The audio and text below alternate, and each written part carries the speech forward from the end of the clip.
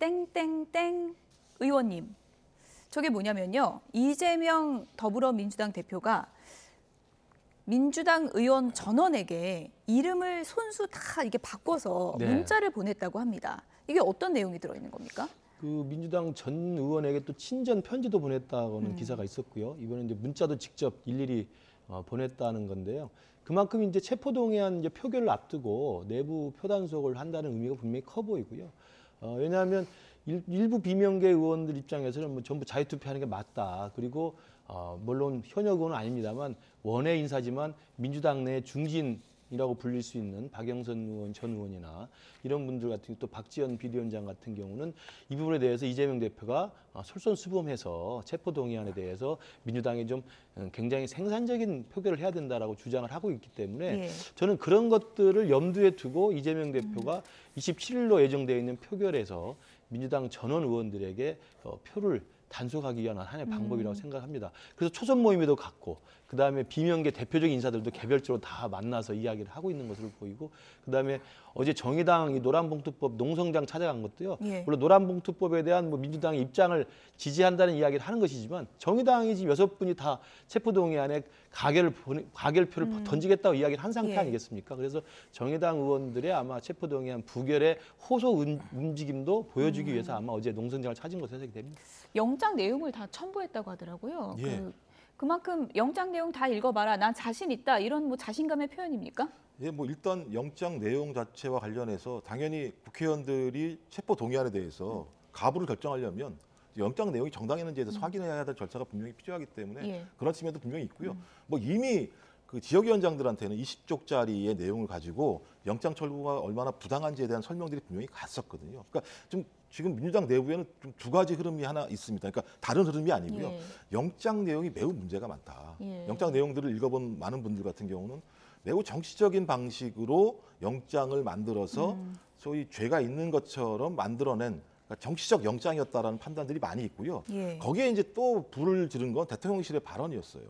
영장을 재청구할 수 있다. 그러니까 쪼개기 영장 얘기가 나오면서 이건 예를 들면 영장 내용, 죄가 있어서 영장을 청구하는 게 아니라 계속적으로 정치적 공격을 위해서 영장을 청구하는 거 아니야?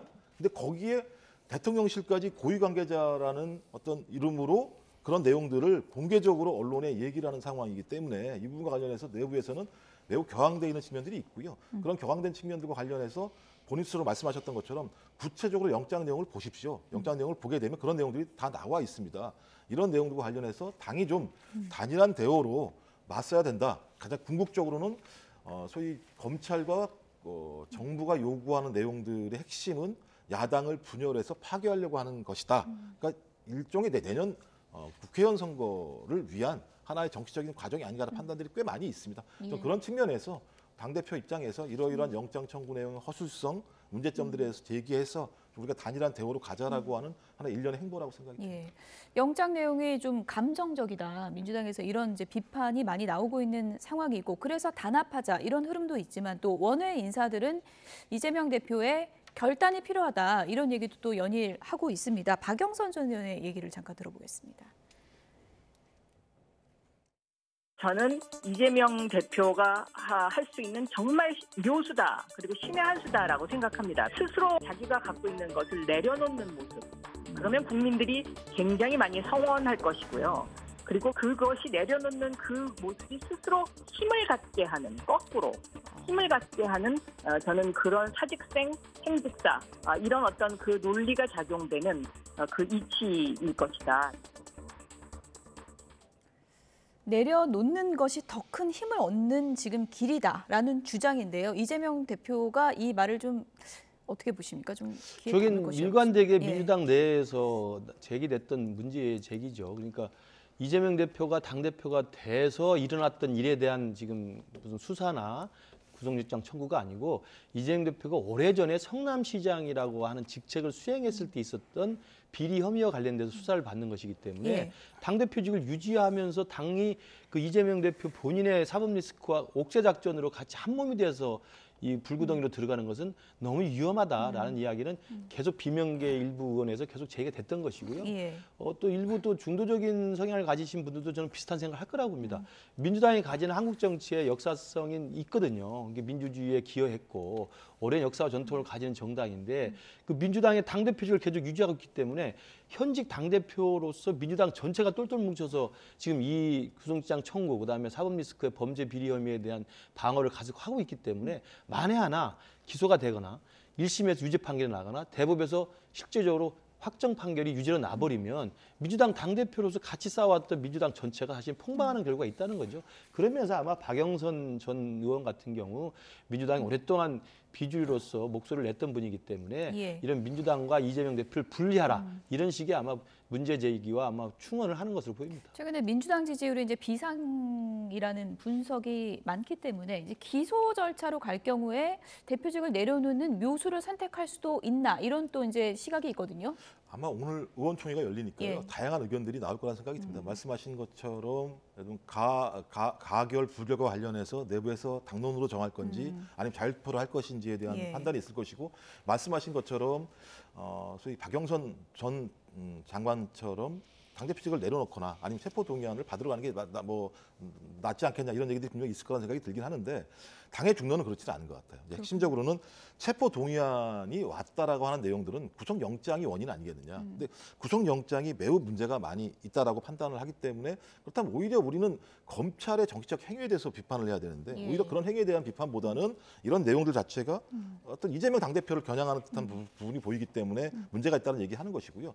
지금 가장 큰 문제는 구속 사유입니다. 형사소송법에 구속을 해야 되는 사유가 나와 있는데 사유에 해당되지 않는다라고 많은 분들 판단하는 거예요. 말씀하신 것처럼 예를 들면 범죄 혐의가 명확하다라고 얘기를 했는데 검찰에서는 증거가 차고 넘치다고 얘기했었는데 증거는 안 나오는 상황인 것이고요. 그다음에 뭐 주거도 명확하고 도주 우려도 없고 증거 인멸도 하기가 되게 어렵고 뭐 워낙 많은 것들을 압수수색했기 때문에 하나가 이제 중대성인데요. 범죄의 중대성. 예. 근데 이 문제도 마찬가지입니다만 소위 검찰은 1,830억 원을 환수했다고 얘기하는데 대법원 판례로 5,503억을 환수했다는 내용들이 분명히 있었어요. 예. 제가 볼 때는 뭐 좀 지켜봐야 될 것 같습니다. 그 부분은.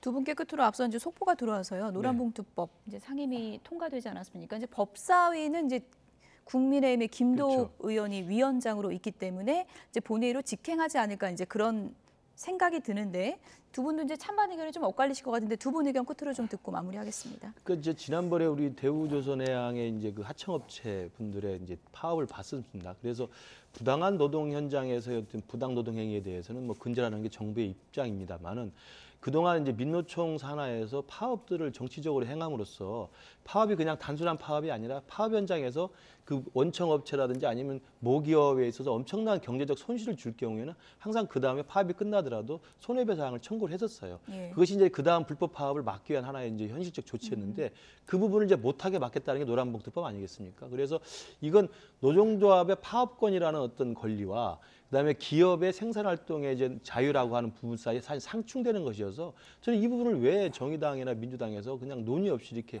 밀어붙이는 것인지 그리고 법사위를 통하지 않으면 이제 직회부로 옮기겠다는 건데 직회부로 옮기면 또 60일 동안의 시간을 거쳐야 됩니다. 그리고 그렇게 해서 통과시킨다 해도 예상되는 것처럼 대통령 거부권이 또 있어요. 그래서 저는 이 부분을 실제로 통과가 현실적으로 난망하다는 걸 알면서도 밀어붙이는 것은 제가 볼 때 내년 총선을 겨냥한 노총 달래기가 아닌가 이런 예. 뭐 생각이 듭니다.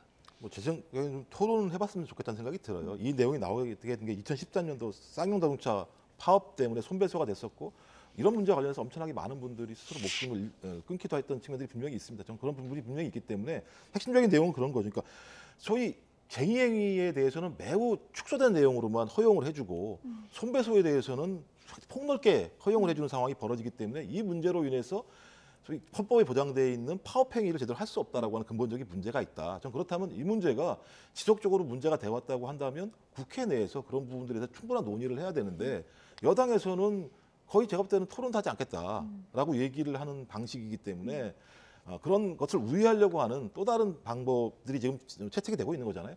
저는 그래서 이렇게 해서 싸울 것이 아니라 부당한 일들이 실제로 벌어지고 있으니 그 부당한 부분에 대해서 국회가 좀 토론을 해서 예. 생산적인 결과를 냈으면 좋겠다 이런 말씀을 드리고 싶습니다. 예. 전국대담 여기서 줄이겠습니다. 지금까지 김근식 전 국민의힘 비전전략실장 그리고 김종욱 전 청와대 행정관 두 분이었습니다. 고맙습니다.